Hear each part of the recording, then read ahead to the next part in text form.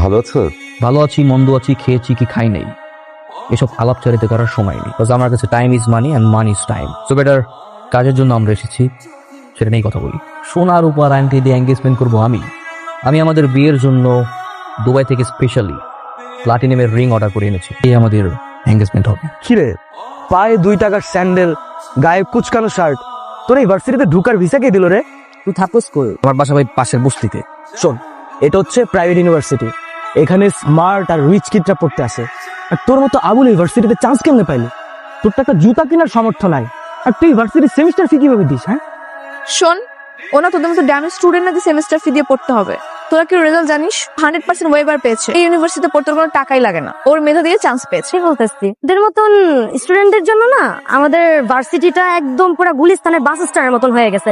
তোদের জন্য না এই ভার্সিটি না, তোরা না পাবনায় চলে যা, ওইটাই পারফেক্ট। আই তুই কি বলতেছিস এগুলো? কাউকে রেসপেক্ট করতে পারিস না? এখানে রেসপেক্টের কি আছে? তোর ড্রেস আপ দেখছিস, ওর জন্য এই পরিবেশটাই নষ্ট হয়ে গেছে। তোদের কি মাথায় সমস্যা? একটা মানুষকে এভাবে কেউ ইনসাল্ট করে? এই শোনো, তুমি তো ম্যাথ অনেক ভালো পারো, আমি না অনেক বেশি দুর্বল। তুমি কি আমাকে একটু ম্যাথ শেখাতে পারবে? তাহলে অফ ডে গুলোতে তুমি আমার বাসায় এসে ম্যাথ শেখাবে, বুঝছো? অবশ্যই, কোনো সমস্যা নেই। শোনো, আমি নতুন একটা টিউশনই পাইছি, ওই টিউশনেতে আমি অনেক টাকা পাবো। আল্লাহর মধ্যে টিউশনে টাকা পাইলে আমাকে পুরো মাস চলে দেবো। আলহামদুলিল্লাহ। আঙ্কেল আসসালামু আলাইকুম। এই ছেলে কে? ও তো অতসীর বন্ধু। অতসীর বন্ধু মানে? ওই বস্তিটার ছেলে অতসীর বন্ধু হয় কি করে? দেশে টিচারের অভাব। এরকম লোয়ার ক্লাস ছেলেটা চোখে ম্যাচ শিখতে হবে না, গাছকে বিদায় করে দাও।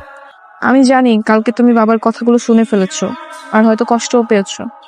না না, কোনো সমস্যা নাই, আমি কোনো কিছু শুনি নাই। কালকে থেকে আমি তোমার বাসায় গিয়ে শিখবো। কি শিখাবা? কিন্তু আমার বাসায় তো ওই পরিবেশ নাই। তো সমস্যা কোথায়? তুমি যদি এরকম পরিবেশে পড়ে ইউনিভার্সিটি টপার হতে পারো, তাহলে আমি কেন পারবো না? মাসে মাসে থাকতে পারবা, ভাড়া দিবা না, এইরকম ভাড়াটি আমার দরকার নাই। আমি আপনার বললাম তো, আমার 2 দিন সময় দেন, আমি আপনার সব টাকা দিয়ে দিতেছি ভাই। এই, তোমারে তো সময় দিতে দিতে আমার ঘড়ি নষ্ট হয়ে গেছে, তোমারে সময় দেওয়ার আমার টাইম নাই। গাড়ি বুঝকাবেন দিয়ে চলে যাবা। আমি না নতুন একটা টিউশনে পাইছি, টিউশনের টাকা পাইলে আমি আপনার টাকা দিয়ে দিতেছি। এই, তোর পকেটে 2 টাকাও নাই, তুই টিউশনি কইরে তুই খাবি না আমারই টাকা দিবি? ভাই আমি তো কইলাম আপনার ভাই, টিউশনের টাকা পাইলে আমি আপনার টাকা দিয়ে দিব ভাই, আল্লাহর কসম। কই যাচ্ছি? তোকে বললাম না রাইসুলের কাছে আমি টিউশন করবো, এটাই ওর বাসা। ও কেন, দেশে কি টিচার অভাব পড়ছে? না, বাট ওর কাছে আমি খুব ইজিলি বুঝতে পারি, দ্যাটস ওয়াই। আচ্ছা আমি বুঝলাম না, তুই এত প্রাধান্য দিচ্ছিস কেন? আমরা ওকে কিছু বললে আবার ওকে প্রোটেস্টও করছিস, ব্যাপার কি?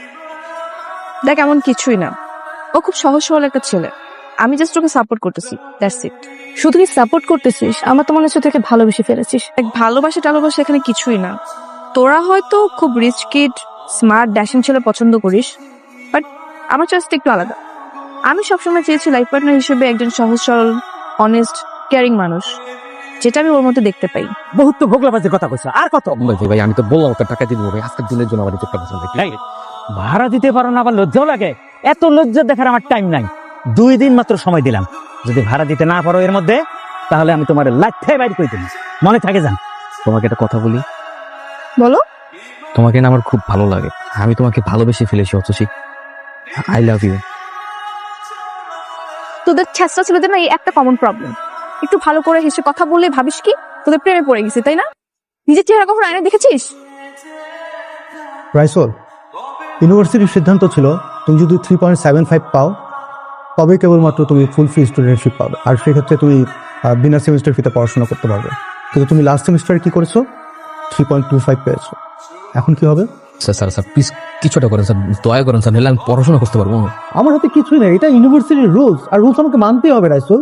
প্লিজ স্যার, আমি স্যার একটু পড়াশোনা করতে চাই sir, please sir. Please sir আমি আপনার পা ধরতেছি স্যার, প্লিজ স্যার, আমি করুন না স্যার। ছাড়ো প্লিজ। আরে পড়াশোনা করতে পারবেন না স্যার, আমার স্যার একটা বার সুযোগ দিন স্যার। যাও তো। হ্যালো, কি ব্যাপার, আজকে তো তোমার একটা ফ্রেন্ডের বার্থডে, ভুলে গেছো? কালকে আমাদের বাসায় ছোটখাটো সেলিব্রেশন হবে আমার বার্থডে, সো কালকে কিন্তু চলে আসবা। হ্যাঁ হ্যাঁ অবশ্যই অবশ্যই। এই আবুল মার্কাটা আতসীর ফ্রেন্ড, আবার হাতে কি নিয়ে আসছে দেখি, গিফট নাকি? এই কোনো ফুটপাথ থেকে আনা হয়েছে? রাইসুল তুমি বসো, আমি আসছি। ওই পাশে দেখছিলাম জাস্ট অনেক ময়লা হয়ে আছে, ওই পাশটাকে খুব সুন্দর করে ক্লিন করো, আমরা একটু আয়োজনের ব্যবস্থা করতেছি। ওকে, তুমি ওইসব পরিষ্কার করছো কেন? এই তুমি এখানে কি করো? তুমি ওদিকে যাও, দূরে যাও। কেন, কি সমস্যা? ওর শরীর থেকে দুর্গন্ধ আসতেছে, এটা বুঝতেছিস না? সে কি হচ্ছে ভাইয়া? কি হচ্ছে তুই বুঝতেছিস না? এখানে সবাই অনেক স্মার্ট, এক পশ লুকের মধ্যে আছে, আর ও কোথা থেকে বসতি এটা খেয়ে এসে পুরো ছবিটা নষ্ট করে দিবে। তুমি কিন্তু বেশি বেশি করতেছো, আপনার যদি ভালো না লাগে আপনি চলে যান। কি এই বস্তি ক্ষেতটার জন্য তুই আমাকে এখান থেকে চলে যেতে বলতেছিস? বাবা থামাও ওনাকে। রাইসুল ও কোথায় গেল? এখানেই তো ছিল, হয়তো চলে গেছে। না আছে আমার কাছে ভালোবাসা, না আছে টাকা। ভালোবাসার মানুষ আর টাকা যদি জীবনে না থাকে, এই জীবনটাকে কি করব? কিন্তু আমি ছাড়া যে আমার মার এই দুনিয়ায় কেউ নেই। হ্যালো, কি রে, মালটা ডেলিভারি দিছো? ভাই আপনি যারে ফোন করছেন আমি সে না, আমি সাধারণ একজন পথচারী। যারে ফোন করছেন তারে কারা জানি গুলি করে চলে গেছে। কি? জি ভাই। আমি একটা কাজ দিব। লাশের পাশে কি কোনো সুটকেস আছে? হ্যাঁ আছে তো। শোন ভাই, তোরে আমি একটা কাজ দিতেছি। তুই লাশের পাশে যে সুটকেসটা আছে, এটা গাবতলির বসির পাচারে যা দিয়ে আসবি। তুই যদি কাজটা করতে পারো, তোর আমি 2 লাখ না, তোর আমি 5 লাখ টাকা দিব। ভাই আমি ওই যে বসির বাসা। 5 লাখ। ভাই এই সামান্য কাজে এত টাকা? এগুলো আন্ডারওয়ার্ল্ডের বিজনেস, এখানে এরকম ইনকাম হয়। আমি আপনাদের সাথে কাজ করতে চাই, প্লিজ আমাকে নেন। আমার অনেক টাকার প্রয়োজন। আপনি যখন যা বলবেন আমি সব করার জন্য রাজি আছি। এই কাজে কিন্তু প্রচুর রিস্ক। পুলিশে ধরলে ক্রস ফায়ার, আর যদি অপোনেন্ট ধরে তাহলে কিন্তু ডাইরেক্ট মার্ডার। আর ভুলেও কিন্তু আমাদের নাম বলা যাবে না।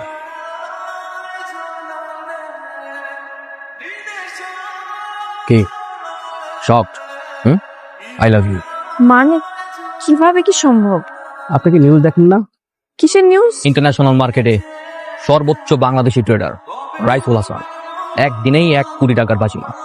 টাকা পয়সা তো কম ইনকাম হইতেছে, কামে তো লাগাইতে পারতেছে। সবাই জানে ওটা বস্তির উপর। টাকা আনতেছি আর টাকা জমাইতেছি, শো অফ করতে পারতেছি। গাড়ি বাড়ি সব কোনো কিছুই করতে পারতেছি। কি করবো কম তো? ব্ল্যাক মানি হোয়াইট করার একটা মাস্টার প্ল্যান আছে আমার কাছে। কি প্ল্যান? প্ল্যান হচ্ছে, আমার এক ভাই আছে গিয়াস না, উনি হচ্ছে ইন্টারন্যাশনাল ট্রেড মার্কেটের সিইও। উনি তোকে ফেক উইনার দেখাই দিবে, বিনিময়ে 20% নিবে, কিন্তু তোকে এমন ভাবে শো করবে যে তুই ট্রেডিং করে কোটিপতি হয়ে গেছিস। ডিল। এখন আমি আর সেই বস্তির ছেলেটা নই। এখন আমি বাংলাদেশের সবচেয়ে ইয়াংগেস্ট ট্রেডার, যে সবচেয়ে কম সময় দ্রুত ট্রেডিং করে এত টাকার মালিক। আই হোপ তোমার বাবা মা এখন আমার রিজেক্ট করবে না। They must be very happy যদি আমি তোমার বিয়ে করি। এত দ্রুত এত কিছু কিভাবে করে ফেললো সে? আমি আগেই জানতাম ছেলেটা ভালো কিছু করবে। ম্যাথমেটিক্সে একটু খোঁজ, মেধাবী ছাত্র, ট্রেড হয়তো ভালো বুঝে, তাই এত তাড়াতাড়ি সফল হয়েছে। ভালো, তোর সাথে যোগাযোগ আছে তুই? কি করলেন এটা মামু? আমি আর চা খাই না, সময় চেঞ্জ হয়ে গেছে। আগে তো প্রতিদিন আমার দোকানে এসে খাইতেন, আজকে আপনার কটা টাকা হয়ে গেছে দেখে আপনি আমার ভুলে গেছেন। শোনে ও হ্যাঁ, দেখতেছেন ইম্পর্টেন্ট কথা বলতেছি, সরান তো সরান। ভাই শুনলাম আপনি নাকি পুরো বস্তি কিনে নিছেন। ঠিকই শুনছিস। তাহলে কি আমি এই বস্তি ছেড়ে চলে যাবো? না, আমি আর আমার মা চলে যেতেছি। আমরা এখান থেকে গুলশানে থাকবো। তুই আগের মতো এই বস্তিতে থাকবি, বস্তির বাড়া তুলবি। ঠিক আছে, মন চাইছে তাই দিলাম। কোনো সমস্যা নাই। মনে চাইলে আরেকটা দেন। আপনি মালিক আর আমি তো এখন কর্মচারী। রাইসুল, তুমি লাস্ট সেমিস্টার এক্সাম দাও নাই কেন? সরি স্যার, একটু বিজি ছিলাম। বিজি ছিলা? এই সেমিস্টারে তোমার 0% ওয়েভার, কোনো প্রকার ডিসকাউন্ট পাবা। কয় টাকা লাগবে? মানে? যা লাগবে সব দিয়ে গেলাম। কত চল? Excuse me. আরে তুমি কি অবস্থা তোমার? এত পরিবর্তন। গাড়ি কি আপনার? না, গাড়িটা তো আমার না। কেন, কোনো সমস্যা? সমস্যা তো অবশ্যই আছে, কারণ গাড়িটা আমার, তোর বাপের না। সো নাম নাম জেন্টস, গাড়ি থেকে ন্যাকড়াটা বের করো, কারণ ও বসাতে আমার গাড়িটা নোংরা হয়ে গেছে। সো ওকে দিয়ে গাড়িটা পৌঁছাতে হবে। সো ওই শুক্রবার আমাদের বিয়ে হচ্ছে। বাবাই বিয়ে হচ্ছে না। কেন? আমি তোমাকে বিয়ে করছি না। আমি যে রাইসুলকে চিনতাম, যাকে আমি ভালোবেসেছিলাম, সেই রাইসুল তুমি না। কিন্তু তোমার পরিবার, তোমার ফ্যামিলি এই রাইসুলকে পছন্দ করে, ওই রাইসুলকে না। বিয়েটা আমি করব, আমার ফ্যামিলি না। এই ইনকামের টাকাগুলো যদি তোমার কষ্টের হতো না, তাহলে হয়তো তোমার এত অহংকার বাড়তো না। অহংকারে তুমি পুরো অন্ধ হয়ে গেছো। অনেক টাকা হলেই তাকে সম্মানিত ব্যক্তি বলা যায় না। সম্মান পায় মানুষ তার আচার ব্যবহারে, যেটা তোমার মধ্যে নেই। তোমার মতো একটা অহংকারী মানুষকে বিয়ে করলে আমি কখনোই সুখী হব না। তুমি আসতে পারো। মা তো সে আমাকে বিয়ে করবে না। আমি একটা কথা বলি বাবা, আগে তোর টাকা পয়সা ছিল না, যারে ভালোবাসলি সেও তোরে ছেড়ে চলে গেল। তুই সব ছাইড়া দে বাবা। বারবার ফোন দিচ্ছ কেন? কালকে আমার সাথে একটু দেখা করতে পারবা? শেষবারের মতো। আমাকে কেন ডেকেছো? তোমাকে একটা সত্য জানাতে চাই। কি সত্য? যেই মেয়ে নিঃস্বার্থভাবে একটা ছেলেকে ভালোবাসতে পারে, সেই ছেলেটা সেই মেয়েটার জন্য পুরো পৃথিবী উপরে ফেলতে পারে। টাকা পয়সা, বাড়ি গাড়ি, ধন দৌলত, এসব তো কোনো কিছুই না। তাই আমি আমার যত স্থাবর অস্থাবর যত সম্পত্তি আছে, যা কিছু আছে, সবকিছু বিভিন্ন এতিমখানা মাদ্রাসায় দান করে দিয়ে এসেছি। দান করে খুব ভালোই করেছো। সব তো তোমার ব্ল্যাক মানিই ছিল। তুমি তুমি কিভাবে জানলে? তুমি কি ভাবছো তোমার সবকিছু আমার কাছে অজানা? আমি সবই জানো। যদি আমার নিজের অবস্থান থেকে তোমাদের ফ্যামিলিতে কোনো প্রস্তাব পাঠাই, সেটা কখনো তারা গ্রহণ করবে না। আমি আমার নিজের অবস্থান জানি। আর এই সব কিছুর মূলে ছিল টাকা। টাকার জন্য আমি আমার এমন কোনো জায়গা নাই, নিজের ঘর বলো, বাড়ি বলো, ভার্সিটি, ফ্রেন্ড সার্কেল, বন্ধু বান্ধব, এমন কোনো প্লেস নাই যে অপমান অপদস্থ হয়নি।